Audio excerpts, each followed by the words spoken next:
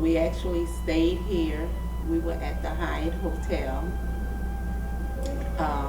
because we thought we would be coming right back, actually going back to our homes.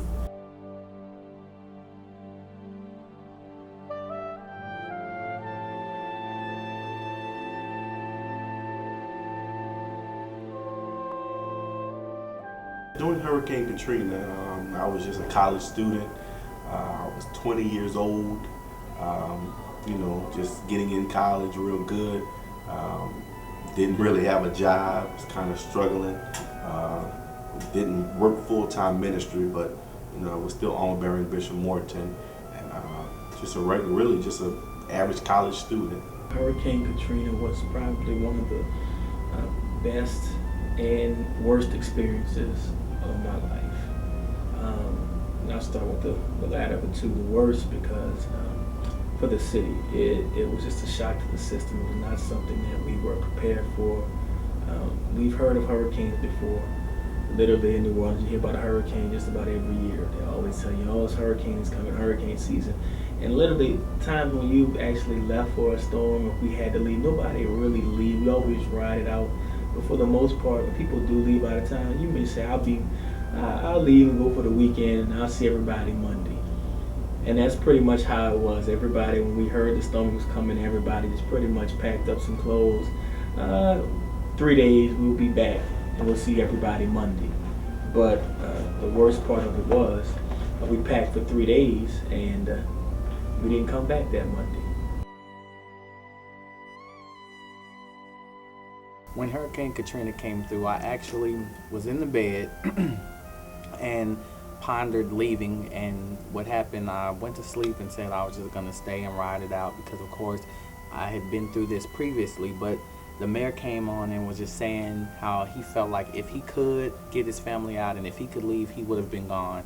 So I jumped in the car, drove all the way to Oklahoma, where I'm originally from, born and raised, and I went there, and that was like probably the hardest days of my life, watching TV, wondering what was happening, and when they would show the water rising and all, it was just a really, really tough time. So I actually stayed in Oklahoma for a couple of months. During Hurricane Katrina, I left Texas. I evacuated to Texas.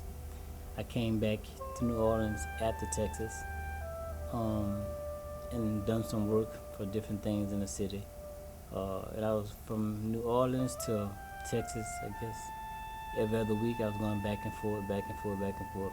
My family was in Texas, so I just came back here to find jobs, to try to keep moving.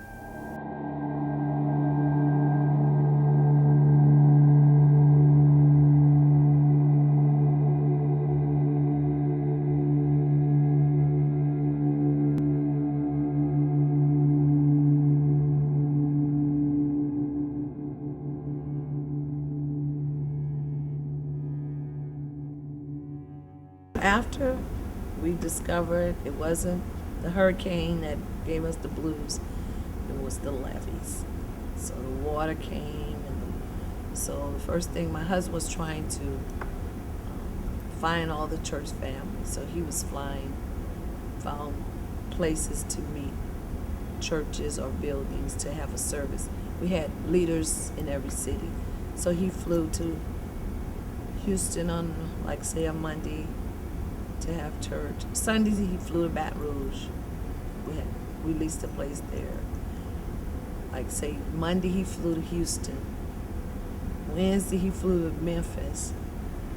Thursday he was going I was like, honey, you cannot find everybody. And he was like, well, I have to do this. I was like, you can't keep that up.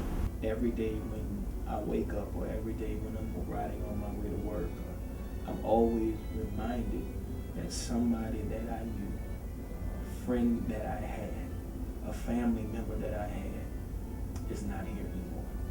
My father is not living anymore after Katrina.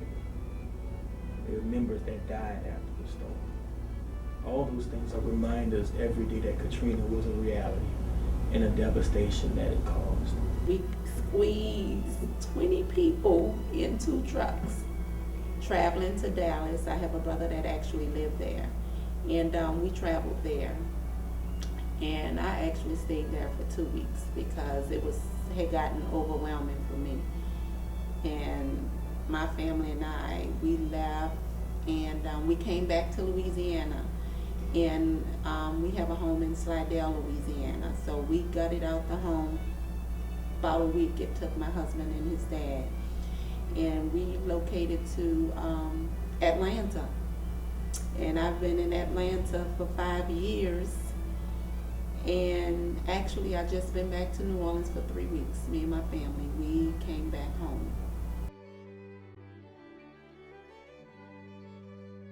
GSS Academy, we had a school that a building became available. We always wanted a school. My husband's big on education, and we love youth. I had a parent-child center that the women built that was brand new. And my husband has a scholarship foundation, Paulus Martin Scholarship. We've given over $500,000 in scholarships away.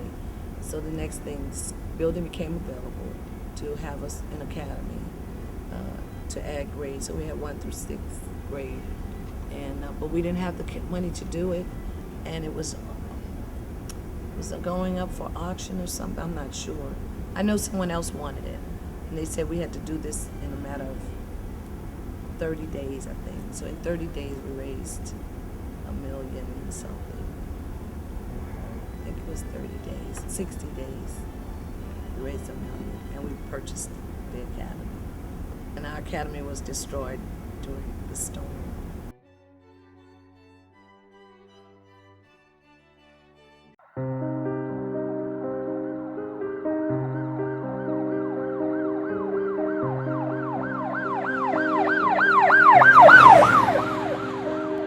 I get a call about 1 something in the morning that Elder Booth saying the church is burning down. 2 months after I became the pastor, almost a year,